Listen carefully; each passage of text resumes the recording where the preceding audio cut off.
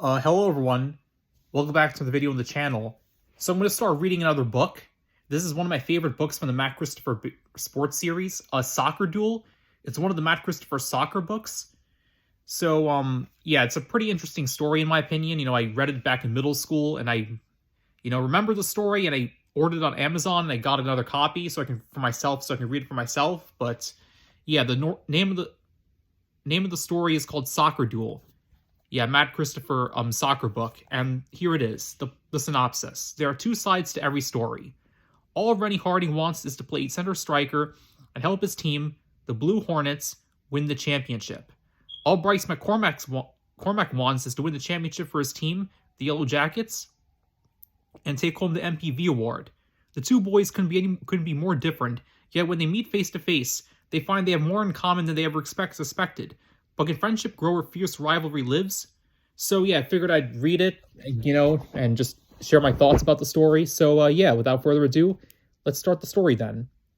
Chapter 1, here we go.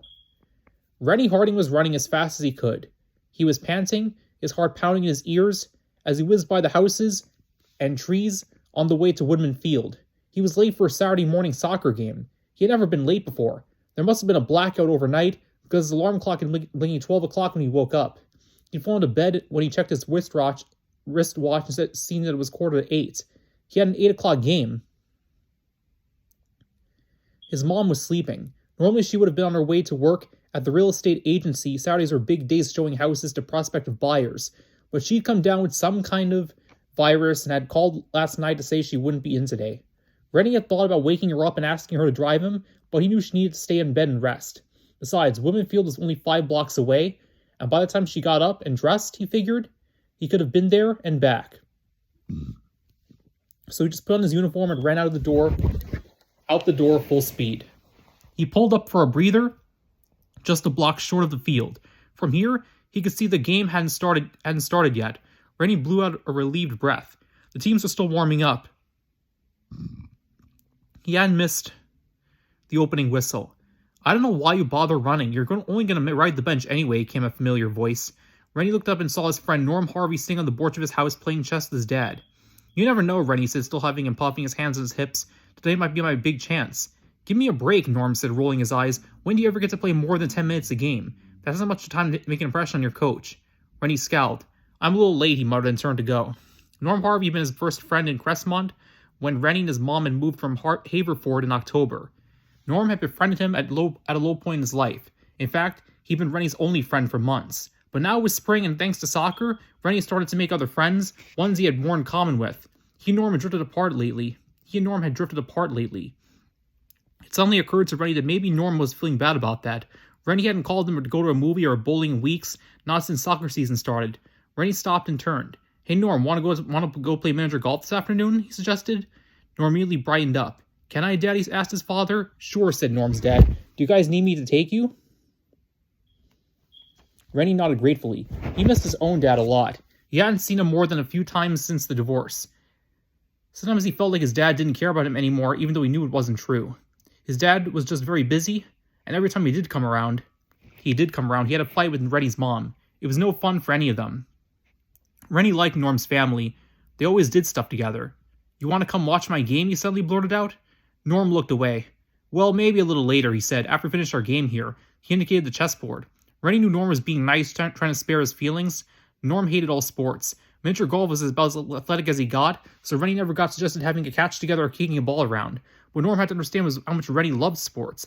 Back in Haverford, he'd been one of the best players in the soccer league. When he and his mom had come to Crestmont after the divorce settlement, he'd hoped he'd be able to play fall soccer, but he moved right in the middle of the season, and it was too late for Rennie to sign up. So he spent the fall watching from the sidelines rather than running on the field. No one in Crestmont knew that Rennie could play the game, and no one would know as long as Coach McMaster kept him on the bench. With a deep sigh, Rennie resumed his trot toward the soccer field. There you are, Rennie, Coach McMaster said, looking up from his lineup chart. Okay, we'll get you in before halftime. Rennie nodded and sat down on the bench just as the opening whistle sounded and the game began.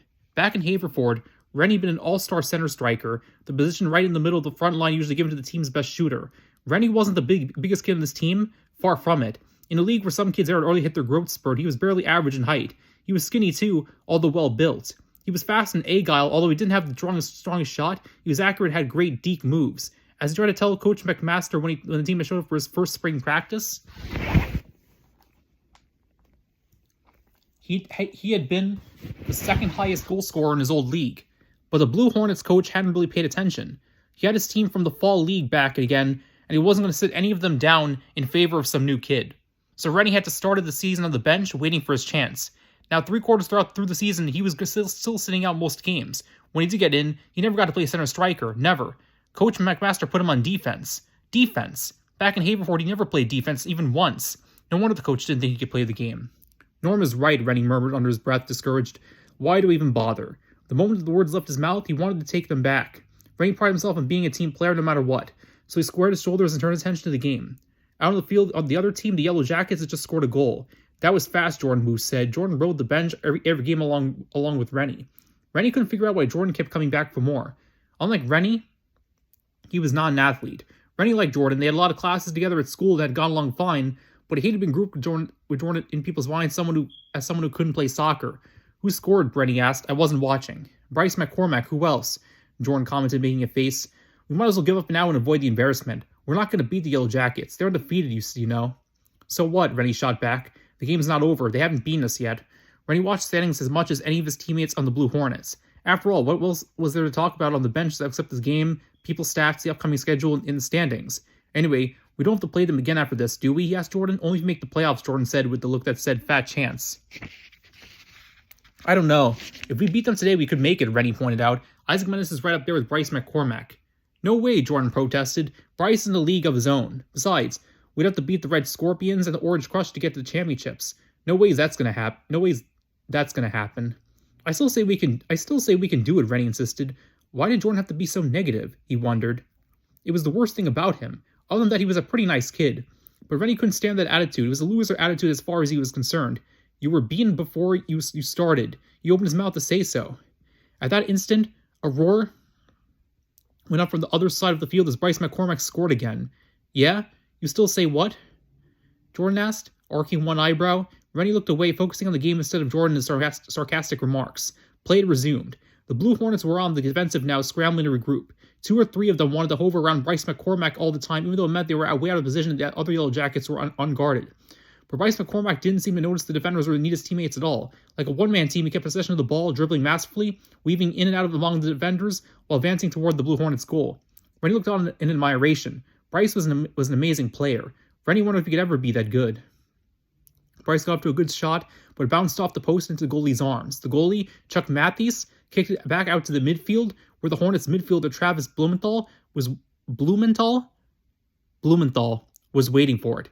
He quickly kicked it forward to Isaac Mendes, the Hornets center striker, who raced upfield. With only one defenseman and the goalie to beat, it looked as if he might have a chance to even the score. Isaac tried to deke as the sole defender leaped forward, but one of the defender's feet snagged Isaac, tripping him up. Isaac landed hard. His ankle twisted in an unnatural position. Isaac yelled in pain, the whistle blew, and a half-dozen adults rushed onto the field. Anyone watching could see this is a serious injury. Rennie stood up but made no move. He was horrified by what he had just seen. The ankle had to be broken, there was no doubt about it. He sat back on down slowly and rested his head on his hands. He was suddenly queasy. Imagine how Isaac Mendes must have felt the instant he hit the turf. Slowly, Isaac was taken off the field and lifted into a waiting car. As Rennie watched the car pull out of the parking lot, he felt a hand on his shoulder and looked up to see Coach McMaster staring down at him. You ready to go in? He asked Rennie.